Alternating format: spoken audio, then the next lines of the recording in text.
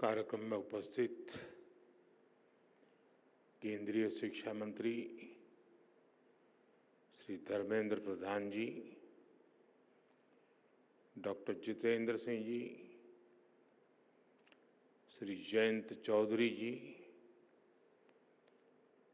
Doctor Sukanta Majumdar जी, technology के माध्यम से जुड़े मेरे मित्र श्री रमेश वाधवानी जी, डॉक्टर अजय केला जी, साइंस एंड टेक्नोलॉजी और एजुकेशन वर्ल्ड से जुड़े आप सभी साथी, अन्य महानुभाव, देवी और सज्जनों, आज यहाँ सरकार, एकेडेमिया, साइंस और रिसर्च से जुड़े भिन्न भिन्न क्षेत्र के लोग इतनी बड़ी संख्या में उपस्थित है। ये एकजुटता,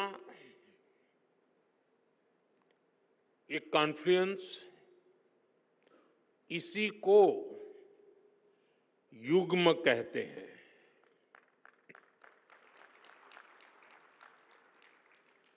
एक ऐसा युग्म जिसमें विकसित भारत के फ्यूचर टेक से जुड़े स्टेक होल्डर्स एक साथ जुड़े हैं, एक साथ जुटे हैं। मुझे विश्वास है भारत की इनोवेशन कैपेसिटी और डीप टेक में भारत की भूमिका को बढ़ाने के लिए हम जो प्रयास कर रहे हैं उसे इस आयोजन से और बल मिलेगा। आज आईआईटी कानपुर और आईआईटी बॉम्बे में एआई, इंटेलिजेंस सिस्टम और bio science, biotechnology, health and medicine के सुपर हब्स की शुरुआत हो रही है। आज वाधवानी इनोवेशन नेटवर्क का भी आरंभ हुआ है। अनुसंधान नेशनल रिसर्च फाउंडेशन के साथ मिलकर रिसर्च को आगे बढ़ाने का संकल्प भी लिया गया है। मैं इस प्रयास के लिए वाधवानी फाउंडेशन को, हमारी आईआईटीज को और दूसरे सभी स्टेक होल्डर्स को बहुत बहुत बधाई देता हूं।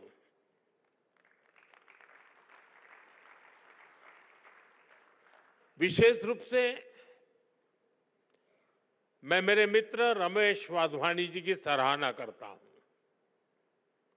आपके डेडिकेशन और सक्रियता से प्राइवेट और पब्लिक सेक्टर ने मिलकर देश की शिक्षा व्यवस्था में कई सकारात्मक बदलाव किए हैं। साथियों, हमारे शास्त्रों में कहा गया है, परम परोपकारार्थ यो जीवति स जीवति, अर्थात जो दूसरों की सेवा और परोपकार के लिए जीवन समर्पित करता है वही वास्तविक जीवन जीता है। इसलिए हम साइंस और टेक्नोलॉजी को भी सेवा का ही माध्यम मानते हैं। जब मैं हमारे देश में वाधवानी फाउंडेशन जैसी संस्थाओं को देखता हूं, जब मैं रमेश जी और उनकी टीम के प्रयासों को देखता हूं, तो मुझे खुशी होती है, गर्व होता है कि हम भारत में साइंस और टेक्नोलॉजी को सही दिशा में आगे बढ़ा रहे हैं।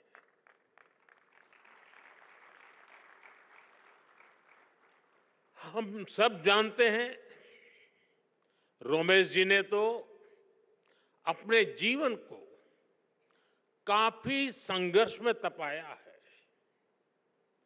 सेवा के लिए समर्पित किया है।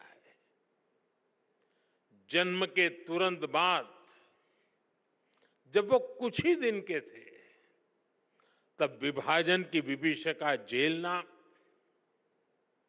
अपनी जन्मभूमि से पलायन के लिए मजबूर होना, बचपन में ही पोलियो जैसी बीमारी का शिकार हो जाना और उन कठिन परिस्थितियों से निकलकर इतने बड़े बिजनेस एम्पायर को बिल्ड करना, ये अपने आप में एक असाधारण और प्रेरणा देने वाली जीवन यात्रा है।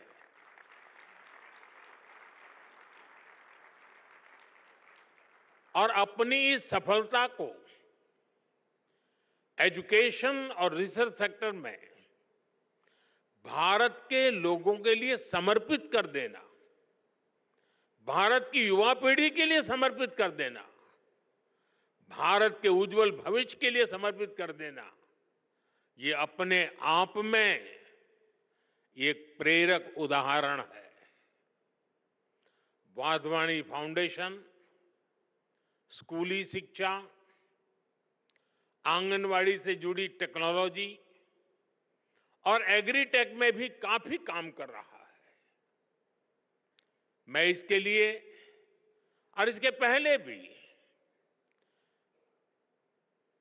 Wadhwani institute of artificial intelligence की स्थापना जैसे अवसर पर आप सबके बीच आया हूं। मुझे विश्वास है आने वाले समय में वाधवानी फाउंडेशन ऐसे ही अनेक माइलस्टोन्स गढ़ता रहेगा। मेरी शुभकामनाएं आपकी संस्था के साथ है, आपके इनिशिएटिव के साथ है। साथियों, किसी भी देश का भविष्य उसकी युवा पीढ़ी पर निर्भर होता है। इसलिए ये जरूरी है कि हम अपने युवाओं के भविष्य के लिए और उनको भारत के उज्जवल भविष्य के लिए तैयार करें। इसमें बड़ी भूमिका देश के एजुकेशन सिस्टम की भी होती है। इसलिए हम देश के एजुकेशन सिस्टम को 21वीं सदी की जरूरतों के मुताबिक आधुनिक बना रहे हैं। देश में नई नेशनल एजुकेशन पॉलिसी लाई गई है। इसे शिक्षा के ग्लोबल स्टैंडर्ड्स को ध्यान में रखकर तैयार किया गया है। नई एजुकेशन पॉलिसी आने के बाद हम भारतीय एजुकेशन सिस्टम में बड़ा बदलाव भी देख रहे हैं। National curriculum framework, learning teaching material और क्लास 1 से लेकर क्लास 7 तक नई टेक्स्ट बुक तैयार कर ली गई है। पीएम ई विद्या और दीक्षा प्लेटफॉर्म के तहत one nation one digital education infrastructure का निर्माण किया गया है। ये इंफ्रास्ट्रक्चर एआई बेस्ड है और स्केलेबल भी है। इसका इस्तेमाल देश की 30 से ज्यादा भाषाओं और 7 विदेशी भाषाओं में टेक्स्ट बुक्स तैयार करने के लिए हो रहा है। नेशनल क्रेडिट फ्रेमवर्क के जरिए स्टूडेंट्स के लिए अलग अलग विषयों को एक साथ पढ़ाना आसान हो गया है। यानी भारत के स्टूडेंट्स को अब आधुनिक शिक्षा मिलनी शुरू हुई है। उनकी कैरियर के लिए नए रास्ते बन रहे हैं। भारत ने जिन लक्ष्यों को तय किया है उसे निरंतर गति देने के लिए देश के रिसर्च इकोसिस्टम को मजबूती देना आवश्यक है। पिछले एक दशक में इस दिशा में तेजी से काम हुआ है। जरूरी संसाधनों को बढ़ाया गया है। 2013-14 में R&D पर ग्रॉस एक्सपेंडिचर केवल 60,000 करोड़ रुपए था। हमने इसे डबल से भी ज्यादा बढ़ाकर 1.25 लाख करोड़ रुपए से भी ऊपर कर दिया है। देश में कई state of the art research park भी स्थापित किए गए हैं। लगभग 6,000 उच्च शिक्षा संस्थानों में रिसर्च एंड डेवलपमेंट सेल्स की स्थापना की गई है। हमारे प्रयासों से देश में इनोवेशन कल्चर तेजी से विकसित हो रहा है। 2014 में भारत के 40,000 के आसपास पेटेंट फाइल हुए थे। अब ये संख्या बढ़कर 80,000 से ज्यादा हो गई है। इससे ये भी पता चलता है कि देश के युवा को हमारे इंटेलेक्चुअल प्रॉपर्टी इकोसिस्टम से कितना सपोर्ट मिल रहा है। देश में रिसर्च कल्चर को बढ़ावा देने के लिए 50,000 करोड़ रुपए के अनुसंधान नेशनल रिसर्च फाउंडेशन की स्थापना की गई है। वन नेशन वन सब्सक्रिप्शन उसने युवाओं को यह भरोसा दिया है कि सरकार उनकी जरूरतों को समझती है। आज से इस योजना की वजह से उच्च शिक्षा हासिल करने वाले छात्रों की पहुंच वर्ल्ड क्लास रिसर्च जर्नल तक आसान हो गई है। देश की प्रतिभाओं को आगे बढ़ने में कोई रुकावट ना आए, इसके लिए प्राइम मिनिस्टर्स रिसर्च फेलोशिप की व्यवस्था बनाई गई है। साथियों, इन प्रयासों का परिणाम है कि आज का युवा सिर्फ R&D में एक्सेल नहीं कर रहा, वो खुद भी R&D बन चुका है। और जब मैं कहता हूं कि वो खुद R&D है, तो मेरा मतलब है रेडी एंड डिसरप्टिव। भारत आज अलग अलग सेक्टर्स में रिसर्च के नए माइलस्टोन स्थापित कर रहा है। पिछले साल भारत ने दुनिया का सबसे लंबा हाइपरलूप टेस्ट ट्रैक कमीशन किया। 422 मीटर का ये हाइपरलूप इंडियन रेलवे के कोलैबोरेशन से IIT मद्रास में डेवलप किया गया। IISc बेंगलोर के साइंटिस्ट ने भी एक ऐसी टेक्नोलॉजी डेवलप की है जो नैनो स्केल पर लाइट को कंट्रोल करती है। IISc में ही रिसर्चर्स ने ब्रेन ऑन चिप टेक्नोलॉजी विकसित की है।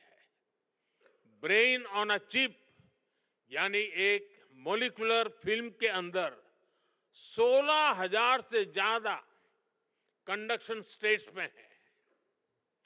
डाटा स्टोर और प्रोसेस करने की कैपेबिलिटी। कुछ सप्ताह पहले ही देश ने पहली इंडिजीनियस MRI मशीन भी बना ली है।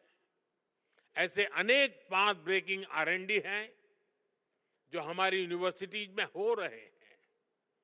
ये है विकसित होते भारत की युवा शक्ति, रेडी, डिसरप्टिव और ट्रांसफॉर्मेटिव। साथियों, भारत के यूनिवर्सिटी कैंपस आज नए डायनेमिक सेंटर्स बन रहे हैं। ऐसे सेंटर्स जहां युवा शक्ति ब्रेक थ्रू इनोवेशन को ड्राइव कर रही है। हाल ही में हायर एजुकेशन इंपैक्ट रैंकिंग में भारत ग्लोबल लेवल पर सबसे ज्यादा रिप्रेजेंटेड रहा। 125 देशों के 2000 इंस्टीट्यूशन में से 90 से ज्यादा यूनिवर्सिटीज भारत से थी। 2014 में क्यूएस वर्ल्ड रैंकिंग में भारत के केवल 9 इंस्टीट्यूट्स और यूनिवर्सिटीज थी।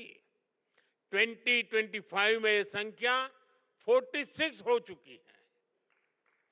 दुनिया के टॉप 500 हायर एजुकेशन इंस्टीट्यूट्स में भारतीय संस्थानों की संख्या भी पिछले 10 वर्षों में तेजी से बढ़ी है। अब विदेशों में हमारे प्रमुख संस्थानों के कैंपस खुल रहे हैं। अबू धाबी में आईआईटी दिल्ली, तंजानिया में आईआईटी मद्रास, इसके कैंपस खोले गए हैं। दुबई में आईआईएम अहमदाबाद का कैंपस खोले जाने की तैयारी है। और ऐसा नहीं है कि सिर्फ हमारे टॉप संस्थान ही बाहर कदम रख रहे हैं, बाहर के भी टॉप संस्थान भारत आ रहे हैं।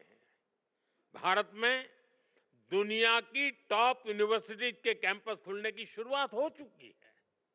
इससे एकेडमिक एक्सचेंज बढ़ेगा, रिसर्च की फील्ड में कोलैबोरेशन बढ़ेगा, हमारे छात्रों को क्रॉस कल्चरल लर्निंग का एक्सपोजर भी मिलेगा। साथियों, टैलेंट, टेम्परामेंट और टेक्नोलॉजी की ट्रिनिटी ही भारत के भविष्य को ट्रांसफॉर्म करेगी। इसके लिए हम भारत के बच्चों को बचपन में ही जरूरी एक्सपोजर दे रहे हैं। अभी हमारे साथी धर्मेंद्र जी ने विस्तार से बताया, हमने अटल टिंकरिंग लैब जैसे इनिशिएटिव लिए हैं। अभी तक देश में 10,000 अटल टिंकरिंग लैब खोली जा चुकी है। इस बजट में सरकार ने 50,000 और अटल टिंकरिंग लैब खोलने की घोषणा की है। विद्यार्थियों को फाइनेंशियल सपोर्ट देने के लिए पीएम विद्यालक्ष्मी योजना भी शुरू की गई है। हमारे स्टूडेंट्स अपनी लर्निंग को एक्सपीरियंस में तब्दील कर सके, इसके लिए हमने 7,000 से ज्यादा इंस्टीट्यूट्स में इंटर्नशिप सेल स्थापित किए हैं।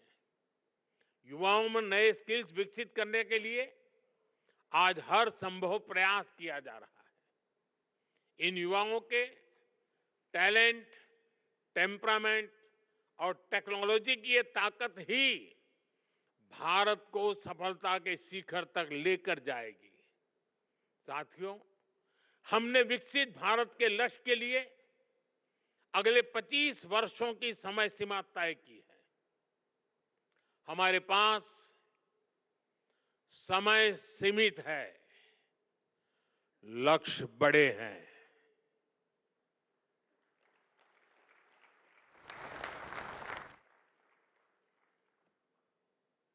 ये मैं वर्तमान स्थिति के लिए नहीं कह रहा हूं।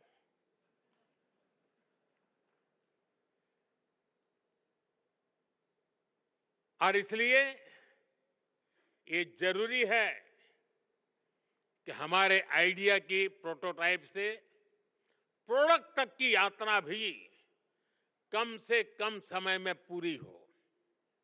जब हम लैब से मार्केट तक की दूरी को कम कर देते हैं तो रिसर्च के परिणाम लोगों तक तेजी से पहुंचने लगते हैं।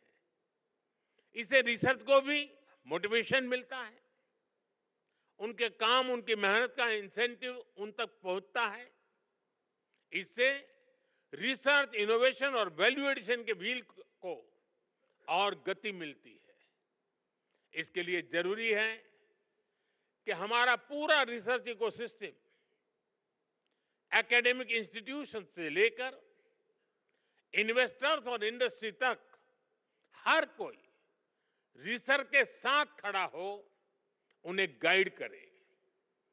इंडस्ट्री लीडर्स इस दिशा में एक कदम और आगे ला सकते हैं और वो हमारे युवाओं का मार्गदर्शन कर सकते हैं। फंड की व्यवस्था कर सकते हैं और साथ मिलकर नए सॉल्यूशन डेवलप कर सकते हैं। इसलिए सरकार रेगुलेशंस को सिंप्लीफाई करने, अप्रूवल्स को फास्ट ट्रैक करने के प्रयासों को भी गति दे रही है।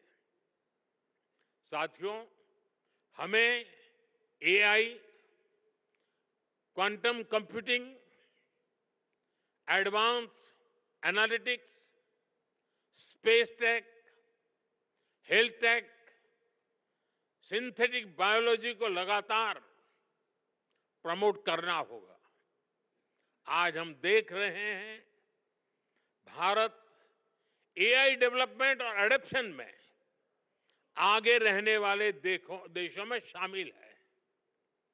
इसके विस्तार के लिए सरकार ने इंडिया एआई मिशन को लॉन्च किया है। इससे world class infrastructure, high quality data sets और रिसर्च फैसिलिटी तैयार किए जाएंगे। भारत में एआई सेंटर्स ही एक्सेलेंस की संख्या भी बढ़ाई जा रही है। देश के जाने माने संस्थानों, उद्योगों और स्टार्टअप के द्वारा इन सेंटर्स ऑफ एक्सेलेंस को गति मिल रही है।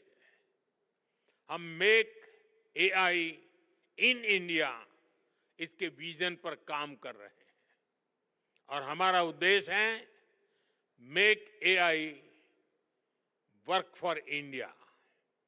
इस बार के बजट में हमने आईआईटी में सीटों की संख्या और कैपेसिटी बढ़ाने का निर्णय लिया है। देश में मेडिटेक यानी मेडिकल प्लस टेक्नोलॉजी के कई कोर्सेज आईआईटी और एम्स के सहयोग से शुरू किए गए हैं। हमें इस जर्नी को समय से पूरा करना है। हमें हर फ्यूचर टेक्नोलॉजी में भारत को बेस्ट इन वर्ल्ड की लिस्ट में शामिल करना है। युग्म के जरिए हम इन प्रयासों को नई ऊर्जा दे सकते हैं। शिक्षा मंत्रालय और वाधवानी फाउंडेशन की साझा पहल से हम देश का इनोवेशन लैंडस्केप बदल सकते हैं। आज के इस आयोजन से इसमें बहुत ज्यादा मदद मिलेगी। मैं एक बार फिर युग्म पहल के लिए वाधवानी फाउंडेशन का आभार व्यक्त करता हूं। मेरे मित्र रमेश जी को अनेक अनेक शुभकामनाएं देता हूं। बहुत बहुत धन्यवाद। नमस्कार।